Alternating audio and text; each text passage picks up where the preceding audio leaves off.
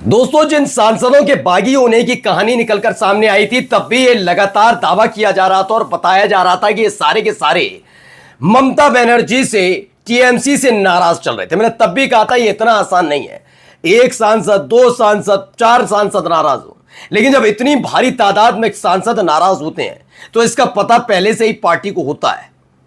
अब इन सब के बीच एक थ्योरी आई थी कि करोड़ों रुपए की तैयारी की गई है, हर एक बागी सांसद को 1 करोड़ रुपए महीना दिया जाएगा। ये खबर दिखाया था हमने आपको। खुद कीर्ति आजाद जो है, उन्होंने भी यही दावा किया था।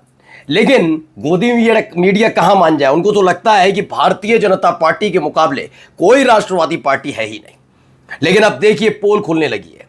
जो दावा पहले पश्चिम बंगाल की मुख्यमंत्री रह चुकी यानी कि ममता बनर्जी कर रही थी कि डराया जा रहा है, धमकाया जा रहा है, अब उसकी परतें खुलने लगी हैं कि हां, बात सच है। यह डील यूं ही नहीं हुई है। कुछ थे जिनको पैसा, कुछ ऐसे हैं जिनके मामले सामने आए हैं, तो कई और के उन पर तो होगी कार्रवाई नहीं, क्योंकि वो बीजेपी के साथ हैं।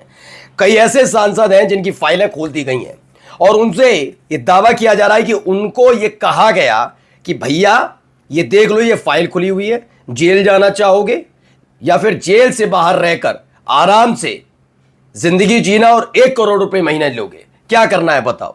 ज्यादातर सांसद क्या चुनेंगे? आप भी होंगे तो क्या चुनेंगे? जी हाँ, बिल्कुल वही चुनेंगे जो लेकर दावा किया जा रहा है कि सयानी घोष ने वही चुना। क्योंकि और किसी सांसद के 2-3 सांसद हैं जिनको लेकर बड़ा आश्चर्य, हैरत में पड़ गए लोग, जिसमें एक सयानी घोष का भी नाम है, यूसुफ पठान का भी नाम है, वो भी हैं। लेकिन फिलहाल सयानी घोष को लेकर हर कोई आश्चर्यचकित था। और अब देखिए, सयानी घोष को लेकर एक ऐसा मामला निकलकर सामने आया जिससे क्लियर पता लगता है कि कैसे जांच एजेंसियों का गलत इस्तेमाल किया जाता है, कैसे बेजा इस्तेमाल किया जाता है और कैसे सरकारी खजाने में सेंधमारी लगाकर इन लोगों को अपने पाले में लाया जाता है। एक एक खबर आपको दिखाने जा रहा हूं। नमस्कार, मैं हूं प्रज्वल गौतम और आप देख रहे हैं टाइम्स एक्सप्रेस। परतें पड़ने के हिसाब से खुल रही हैं। मैं अब भी कह रहा हूं, फिर भी कह रहा हूं कि ऐसा नहीं होता। जब कोई पार्टी जीतती है और जो पार्टी हार जाती है तो उसको सत्ता में रहेगी नहीं। सत्ता नहीं मतलब ताकत, और अगर आप ताकत में नहीं रहेंगे तो दिक्कत होती है। कोई आपकी अपनी पार्टी थोड़ी ना है जिसके लिए आप खून पसीना बहाए। लेकिन 28 में से अगर मैं कहूं 4-5 सांसद भी ये करते तो लगता है कि नहीं, देखो भाई, परेशानी तो अभिषेक बनर्जी से गुस्सा हो सकते हैं, हो सकता है कल्याण बनर्जी से ना, हो सकता है ममता बनर्जी की नीतियों से नाराज हो। लेकिन 17-18, 20-20 सांसद अगर नाराज हो रहे हैं, छोड़ रहे हैं, नाराजगी बता रहे हैं, हृदय परिवर्तन हो गया टाइप, तो कहानी कुछ और है। और देखिए, कहानी निकली। पहले इन 2 चेहरों को देख लीजिए। पहले वाले चेहरे को आप पहचानते होंगे। पहला वाला चेहरा है सयानी घोष। इनके बारे में आप जानते भी होंगे। ये ममता बनर्जी की पार्टी से सांसद, टीएमसी से, अभी भी टीएमसी की सांसद है, बाकी कह लीजिए बात अलग है, टीएमसी से सांसद हैं। खास बात यह है कि इनमें कोई राजनीति का गुर नहीं था, लेकिन ममता बनर्जी इनको लेकर आई। उसके बाद कम उम्र में ये सांसद बनी। बहुत अच्छा लगा इनको कि हाँ भाई, कम उम्र में सांसद बन जाना। 31 साल की उम्र में सांसद बन गई, ठीक है ना। और हाल ही के विधानसभा चुनाव में इनके कई सारे बयान थे जो बड़े चर्चाओं में रहे थे। सीधे सीधे बीजेपी को चुनौती देती थी। इन्हें पूरी उम्मीद थी कि इस बार भी टीएमसी आएगी। इनको ये पता शायद ना हो कि टीएमसी नहीं आ पाई किसकी वजह से, लेकिन फिलहाल अब ये इनको लेकर जो खुलासा हुआ, समझिए। इनके बराबर में एक तस्वीर और देख रहे होंगे आप। ये कौन है? ये है कुंतल घोष। अब आते हैं कि कहानी कहां से शुरू होती है। क्या इसकी स्क्रिप्ट 3 साल पहले ही लिखी गई थी, 2024 के लोकसभा चुनाव से ठीक पहले, या 2024 के लोकसभा चुनाव में यह तय करना था कि कैसे टीएमसी के सांसदों को आउट करना है?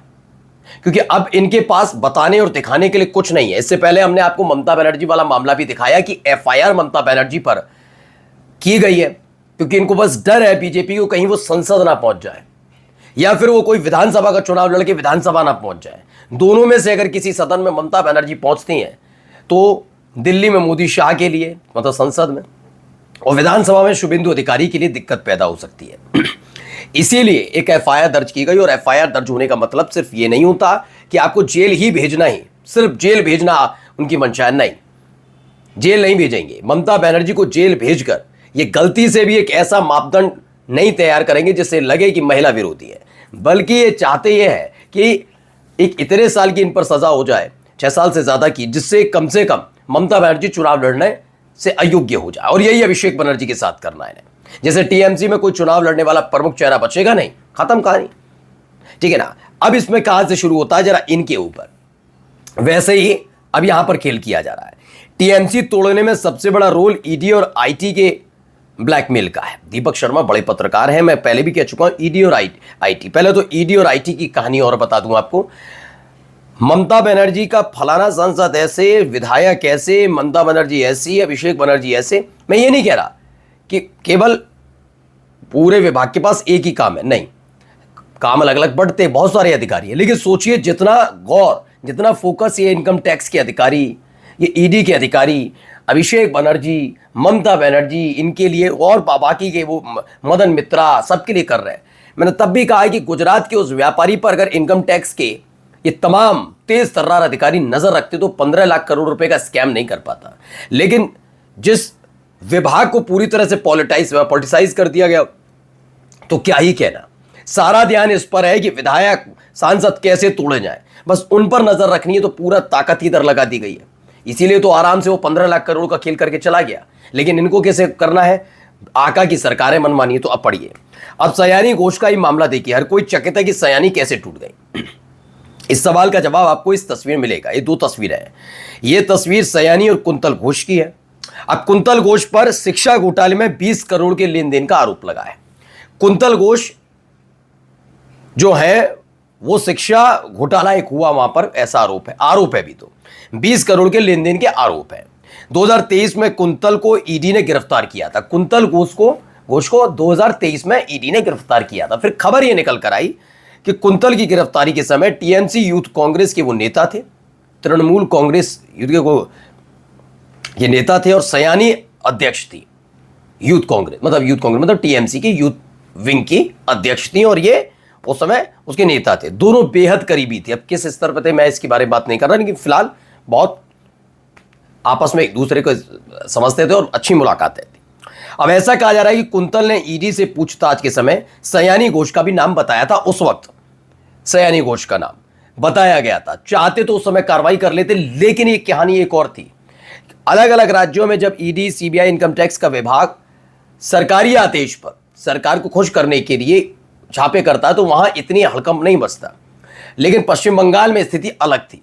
पश्चिम बंगाल में जब पॉलिटिकल एजेंडे के तहत ये जांच एजेंसियां गिरफ्तारी, छापेमारी करने पहुंची, तो ममता बनर्जी ने हमेशा चुनौती दी। इसीलिए सयानी घोष को लेकर ये कोई बहुत बड़ा कदम नहीं उठा पाए। उस वक्त हो सकता है, हालांकि ईडी ने उस मामले में तब सयानी पर शिकंजा नहीं कसा, लेकिन अब उसी फाइल का जिक्र किया जा रहा है। कहा जा रहा है कुंतल घोष ने जिस शिक्षा घोटाले में 20 करोड़ के लेन देन का उन पर आरोप है, जिसमें उनकी गिरफ्तारी हुई, उसमें सयानी घोष का नाम लिया। अब 2023 का यही फाइल खोल दी है कि कुंतल घोष ने सयानी घोष का नाम लिया।